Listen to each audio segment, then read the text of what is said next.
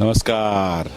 रंगयशाची उधळण करण्याकरिता आपल्यासोबत आहेत आता एक जबरदस्त कलाकार, अर्थातच गणेशजी जेठे. स्वागत. नमस्कार. पूर्वीचा दिवस तुम्हाला जेव्हा आठवतात, एकांकिकेपासून सुरुवात झाली, अर्थात एरिया तोच लालबाग परळ, आणि तिकडे वातावरण संपूर्ण म्हणजे नाट्यमय, संगीतमय. तर त्या पूर्वीच्या आठवणी उजळताना काय जाणीव होते? काय नाही, म्हणजे शेवडकर शाळा आठवते, आमची शेवडकर शाळा. त्यातून पहिली 4थीपासून ते चालू एकांकिका स्पर्धा. 10वीपर्यंत, म्हणजे 10वीला माझी प्रिलियम होती तेव्हा पण मी एकांकिका स्पर्धा केल्या.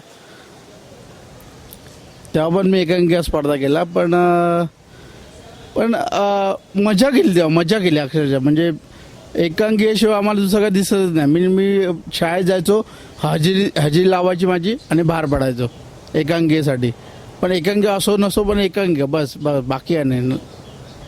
हे त्यावेळेला एवढं वेळ असं का होतं? म्हणजे त्याच्यानंतर नाट्य करण्याची संधी मिळाली, काही सिरियल्स मिळाल्या, तर हे म्हणजे कुठली तरी भूमिका आपण लोकांच्या समोर साकारायची आणि अभिव्यक्त करून त्यांची दाद मिळवायची, हे पॅशन का होतं? अचानक आलं सगळं अंगात. म्हणजे 4थीला मी मला पहिली एकांकिका केली स्पर्धा. तेव्हा 4थीला मला मॅडम होत्या, त्या बोलल्या काय करतोयस? म्हणलो काय नाही, तुला नाटकात काम करणार का? म्हणलो करेन. जा उभा राहते, बस त्यांच्याबरोबर जाऊन एकांकिका स्पर्धेमध्ये. ठीक आहे, बसलेलो. तर एकाला ॲक्टिंग जमली नाही, ती कशी करायची मी करून दाखवली फक्त. मॅडम बोलल्या नाही, हा रोल तूच कर, हा रोल परफेक्ट करतोस तू.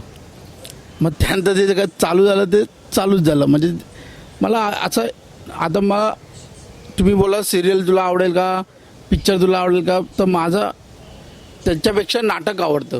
म्हणजे जिवंत अनुभव मिळतो, जिवंत अभिनय करायला आवडतो नाटक. काय म्हणजे काय असं विशिष्ट असतं? ठीक आहे, पिक्चर म्हणजे आता जसं कॅमेरा लावलेला आहे आणि एक काय म्हणतात ते, अजून प्रेक्षक नाही समोर, ते प्रत्यक्षात ठरलेली स्क्रिप्ट असते तिथे. आणि इथे कसं ठरलेली असते इथे. पण इथे आता समजा काय झालं, म्हणजे बाहेर काय झालं, काय प्रसंग घडला बाहेर कोणाचा तरी, हास्यास्पद प्रसंग काय घडला, तर तो आम्ही स्टेजवर घेऊ शकतो. म्हणजे घेण्यासारखा असेल तर तो मी घेऊ शकतो. ते आपण लाईव्ह घेऊ शकतो. लाईव्ह करायला खूप मजा येते. आणि माझं पहिलं प्रेम तर नाटकावरच आहे. मी नाटकामुळे मोठा झालो. नाटकासाठी मला करायचं ते नाटकासाठी करायचं आहे. नाटक आपण करत असताना आपण इतरांची पण नाटकं बघत असतो. आणि मग कुठल्या अशा कलाकारांचं किंवा कुठली अशी विशिष्ट नाटकं होती ती खूप आवडली आणि मग असे आपल्याला करायला मिळालं पाहिजे असं वाटलं? मग प्रशांत दामलेंचं ते नाटक होतं. मग प्रशांत दामले चला काय ते गाणं होतं त्यांचं, मला सांगा सुकुमांजी नक्की काय असं. हे माझं फेवरेट नाटक ॲक्च्युली. त्यांना एक अनुसर, म्हणजे मला शाळेत पण बोलायचे की हा छोटा प्रशांत दामले, कारण मी तसं दिसायचो. म्हणजे हा प्रशांत दामले वाटतो आम्हाला. म्हणजे शाळेत मला बोलायचे. मी त्यांना एक ठेवलं आहे की बाबा आपण प्रशांत दामले काहीतरी करू. म्हणजे 100% नाही, पण 1% काहीतरी करू प्रशांत दामले सरांसारखं. त्याप्रमाणे आम्ही आताची वाटचाल सुद्धा ती चालू आहे. मला आवडणारे व्यक्ती भरपूर आहेत, जे आज तक म्हणजे आजच्या घडीला जे एकांकिकेमध्ये नवीन कलाकार आहेत ना, तिथपासून ते वयस्करपर्यंत माझे सगळे गुरु आहेत असं मानायला गेलं तर. कारण बॅकस्टेजला पण असतात ते चांगले गुरु आहेत, जे ऑनस्टेज आहेत ते पण चांगले गुरु आहेत माझे. म्हणजे मी सगळ्यांनाच गुरु मानतो. जो नवीन एकांकिका, आता समजा कॉलेजमध्ये कोण नवीन असेल, त्याला एकांकिकेत काम करायचं असेल, तोही माझा गुरु असतो. मीही त्याच्याकडून काहीतरी शिकतो की नाही बॉस, ह्याच्याकडून ही गोष्ट ओके, आपल्याला आवडली ही गोष्ट, मग ती करायचा प्रयत्न करतो आपण. मी प्रयत्न करतो की असं करून बघितलं तर कसं होईल. ते ऑनस्टेज मी काय करावं, मग मुलांना सांगून की बाबा असं असं आहे, आपण हा प्रसंग असा असा आहे, तो मुलगा असं असं करतो, तर मी करून बघतोय ते आता. त्यामुळे अलर्ट करून ठेवतो सगळ्यांना की बाबा मी करतोय, त्यामुळे जरा सांभाळून घ्या तुम्ही. असा कुठला एखादा प्रसंग आहे जो कोणाचा तरी बघितला आणि तो आयुष्यभर कलाटणी देणारा ठरला? नाही तसं मी अजून बघितलं नाही, पण मला एक मी आता आपणच म्हणून एक नाटक होतं त्याच्यावरून म्हणजे मी ऑन स्टेजच घेतलं. ऑन स्टेज म्हणजे मी मुलांना पण सांगितलं नव्हतं, माझ्या मित्रांना पण सांगितलं होतं की मी घेतोय काहीतरी.